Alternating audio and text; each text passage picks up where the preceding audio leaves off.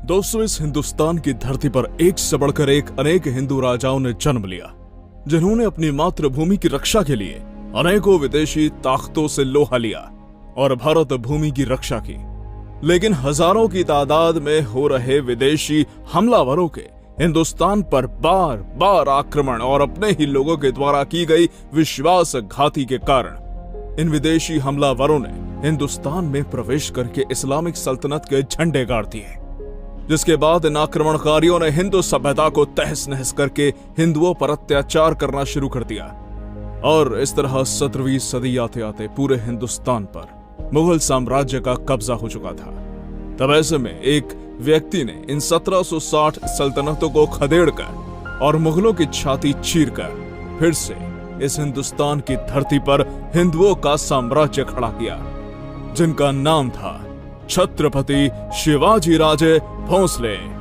दोस्तों, पिछली कई सारी वीडियोस में हमने आपको छत्रपति शिवाजी महाराज के बारे में जानकारी दी है, लेकिन आज की वीडियो में हम उनके पुत्र धर्मवीर छत्रपति संभाजी महाराज के बारे में जानकारी लेंगे। 9 साल के अंदर 120 से भी ज्यादा लड़ाइयां जीतने वाले दुनिया के एकमात्र भारतीय योद्धा, 13 साल की उम्र में मराठी, हिंदी, संस्कृत, अंग्रेजी, कन्नड़ा, तमिल, उर्दू, फारसी, मलयालम, पाली, हिब्रू, ब्रज जैसी 13 भाषाओं का ज्ञान रखने वाले हिंदुस्तान के एकमात्र राजा, जिन्होंने 14 साल की उम्र में बुधभूषण, नायिका भेद, नक्शीक और 7 शतक नाम के शास्त्र लिख डाले। ध्यान से सुनना, शास्त्र पढ़ डाले नहीं बोल रहा, बल्कि लिख डाले, वो भी सिर्फ 14 साल की उम्र में। इसके अलावा तलवारबाजी, घुड़सवारी, भाला फेंक, तीरंदाजी, बॉडी बिल्डिंग, सभी कलाओं में माहिर। जी हाँ, हम बात कर रहे हैं हिंदुस्तान के सबसे ताकतवर योद्धा धर्मवीर छत्रपति संभाजी महाराज के बारे में, जिनका नाम सुनते ही पूरा स्वराज्य गर्व से झूम उठता था, जिनका नाम सुनते ही मुगल, डच, फ्रेंच, पुर्तगाली, अंग्रेज, ये पांचों की पांचों सल्तनत थर थर कांपने लगती थी, जिनकी 20,000 की सेना ने औरंगजेब की 8 लाख की सेना को बर्बाद कर दिया था। लेकिन दोस्तों, वीडियो शुरू करने से पहले आप सभी से निवेदन है कि वीडियो को पूरा देखना और चैनल पर नए हो तो चैनल को सब्सक्राइब करके बेल आइकन को प्रेस करना मत भूलिएगा, क्योंकि आपका एक सब्सक्राइब बटन हमें अगले वीडियो बनाने के लिए मोटिवेट करता है। तो चलिए दोस्तों, बिना किसी देरी के आज का वीडियो शुरू करते हैं। इस कहानी की शुरुआत होती है 14 मई सन 1657 को, जब महाराष्ट्र के पुरंदर किले में हिंदवी स्वराज्य का दूसरा तूफान और इस्लामिक सल्तनतों का काल धर्मवीर छत्रपति संभाजी महाराज का जन्म हुआ। लेकिन संभाजी महाराज अपने पैरों पर ठीक से चलना भी नहीं सीखे थे, तभी एक दुखद घटना हुई। उनकी माता सईबाई का देहांत हो गया। तब वो केवल 2 साल के थे, जिसके बाद बचपन से लेकर आखिर तक सिर्फ संघर्ष ही संघर्ष संभाजी महाराज को करना पड़ा। उनके पिता छत्रपति शिवाजी महाराज मुगलों से लोहा लेने में व्यस्त थे, इसलिए उनका पालन पोषण उनकी दादी माँ साहिब जीजाबाई ने किया। संभाजी महाराज बचपन से ही बहुत तेजस्वी, बुद्धिमान, बलवान और रूपवान बालक थे। जो लड़का शास्त्र पढ़ने में माहिर होता है ना, फिर उससे शस्त्र नहीं उठता, और जो लड़का शस्त्र उठा लेता है फिर उससे शास्त्र पढ़ा नहीं जाता। लेकिन संभाजी महाराज शास्त्र लिखने में भी और शस्त्र चलाने में भी इन दोनों कलाओं में एक्सपर्ट थे। वो तो दोनों हाथों से तलवारबाजी और लगातार 20 घंटों तक घुड़सवारी कर सकते थे। जब वो मात्र 9 साल के हुए, तब उनके पिता छत्रपति शिवाजी महाराज ने उन्हें स्वराज्य पर आने वाला संकट यानी मुगल बादशाह औरंगजेब से मिलाने के लिए महाराष्ट्र से 1500 किलोमीटर दूर आगरा ले गए। 9 साल के बच्चे को घोड़े पर बैठाकर इतनी लंबी दूरी तय करना इतना आसान नहीं था, पर कहते हैं ना, जिनके इरादे मजबूत हों वो रास्ते की परवाह नहीं करते। जब वो आगरा पहुंचे तो उस दुष्ट औरंगजेब ने शिवाजी महाराज को अपमानित करके उन्हें बंदी बनाकर कैद में डाल दिया। लेकिन उनके बेटे संभाजी महाराज थे ना, वो बहुत चालाक और बुद्धिमान थे। वो किसी से डरते नहीं। वो छोटे बालक होने के कारण उस आगरा के महल में इधर से उधर घूम सकते थे, इसलिए वो महल की हर एक जानकारी अपने पिता शिवाजी महाराज को देते रहते। इसके कारण शिवाजी महाराज कब औरंगजेब की कैद से फरार हो गए, इसकी मुगलों को भनक तक नहीं लगी। इस घटना के बाद मराठा साम्राज्य को एक नई संजीवनी मिल गई। जब संभाजी महाराज 10 साल के हुए तो उन्होंने बचपन में ही राजनीतिक पाठ पढ़ना और दूसरे हिंदू राजाओं को जोड़ना शुरू कर दिया था। जब वो सिर्फ 15 साल के हुए तो उन्होंने पहली बार गुजरात की मुगल सेना को घसीटकर जीत हासिल की थी। परंतु 3 अप्रैल 1680 को हिंदुस्तान में एक दुखद घटना हुई। निरंतर भागदौड़ और लगातार युद्ध करने के कारण शिवाजी महाराज की तबीयत खराब हुई और हनुमान जयंती के दिन छत्रपति शिवाजी महाराज का देहांत हो गया। इससे औरंगजेब बहुत खुश हुआ। उसे लगा कि मराठा साम्राज्य के बढ़ते कदम अब पूरी तरह से खत्म। और हिंदुस्तान जीतने का उसका सपना बहुत जल्द साकार होने वाला है। पर वो इस बात से बेखबर था कि छत्रपति संभाजी महाराज नाम का तूफान दक्खन में नंगी तलवार लेकर खड़ा था। शिवाजी महाराज के देहांत के बाद छत्रपति संभाजी महाराज ने मराठा साम्राज्य की भागदौड़ संभाली और 16 जनवरी 1681 को संभाजी महाराज का राज्याभिषेक हुआ और वो मराठा साम्राज्य के दूसरे छत्रपति बने। लेकिन बिना देर गवाए संभाजी महाराज ने राज्याभिषेक के ठीक 14 दिन बाद अपना मोर्चा मध्य प्रदेश के बुरहानपुर शहर की तरफ निकाला। दोस्तों, समय का बुरहानपुर शहर यानी दक्षिण भारत का प्रवेश द्वार, जो एक समय में धन और वैभव से काफी समृद्धशाली शहर हुआ करता था, मतलब जिसके हाथ में बुरहानपुर यानी तखनुस का।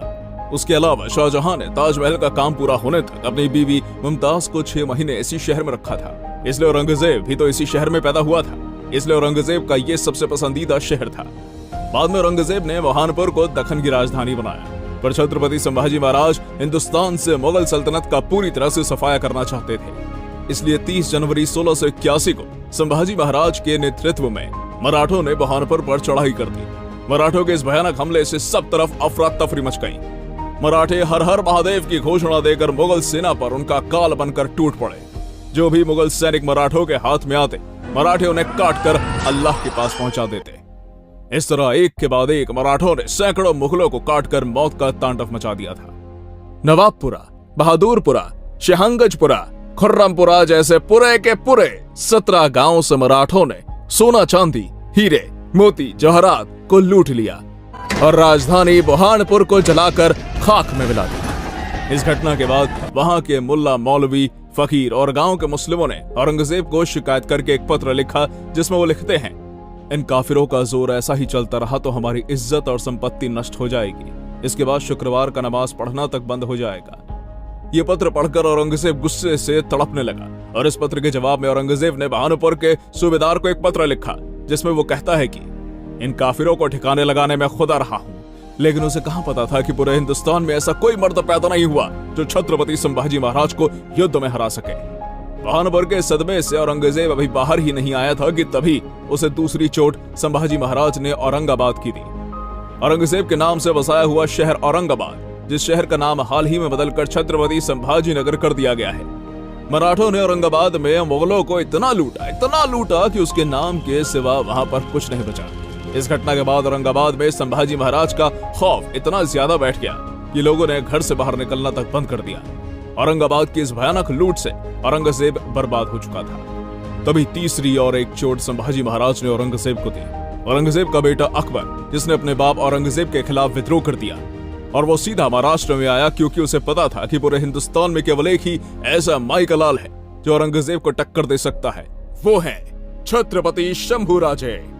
संभाजी महाराज ने उसे शरण देकर मुगलों का सफाया करना जारी रखा। इन 3 दर्दनाक चोटों से औरंगजेब बौखला उठा। अब उससे रहा नहीं गया, इसलिए वो तुरंत 40,000 हाथी, 70,000 घोड़े, 35,000 ऊंट और अपनी 8 लाख की फौज लेकर दक्खन की तरफ निकल पड़ा। जब औरंगजेब की सेना रास्ते से गुजरती थी तो 3 किलोमीटर का रास्ता समेट लेती थी। इतनी विशाल फौज, तो दूसरी तरफ संभाजी महाराज के पास केवल 20,000 की सेना। जैसे मुगलों के कदम महाराष्ट्र में पड़े, तभी मराठे एक खूंखार शेर की तरह मुगलों पर टूट पड़े। जहां पर मुगल मिलते वहीं पर उन्हें गाजर मूली की तरह काट काट कर जमीन पर दफना देते। मुगल आगे, मराठ उनके पीछे। इतना मारा, इतना दौड़ाया कि उठते बैठते, जागते सोते सब तरफ मराठे ही मराठे नजर आते। एक बार नहीं, बार बार नहीं, लगातार मुगलों के हार की खबरें औरंगजेब के कानों पर सुनाई देती। फिर भी मराठों का मन नहीं भरता, इसलिए मराठे मुगल छावनी में घुसकर मुगलों को चीर फाड़ देते। सरबुलंद खान मार खा के लौटा। बहादुर खान दौड़ दौड़ के थक चुका था। फतेह खान मुंह काला करके गया। शहाबुद्दीन खान को कुछ समझ नहीं आ रहा था और औरंगजेब डर के मारे सामने नहीं आ रहा था। एक से बढ़कर एक तुर्रम योद्धाओं को संभाजी महाराज ने ठिकाने लगा दिया। किसी को भी नहीं छोड़ा, सबको घसीटा। दोस्तों, उस समय हिंदुस्तान में सल्तनतें तो बहुत थी, लेकिन इन सभी सल्तनतों को ठिकाना लगाने वाले एक ही थे, छत्रपति संभाजी महाराज। दोस्तों, छत्रपति संभाजी महाराज का यह तूफान किस तरह दक्षिण भारत में जाकर धड़का और किस तरह धर्म परिवर्तन करने वाले मुगल, पुर्तगाली, ब्रिटिश को संभाजी महाराज ने मौत के घाट उतार दिया, जानने के लिए देखिए इस वीडियो का अगला पार्ट। तब तक आप चैनल को सब्सक्राइब करके बेल आइकन को प्रेस करना मत भूलिएगा।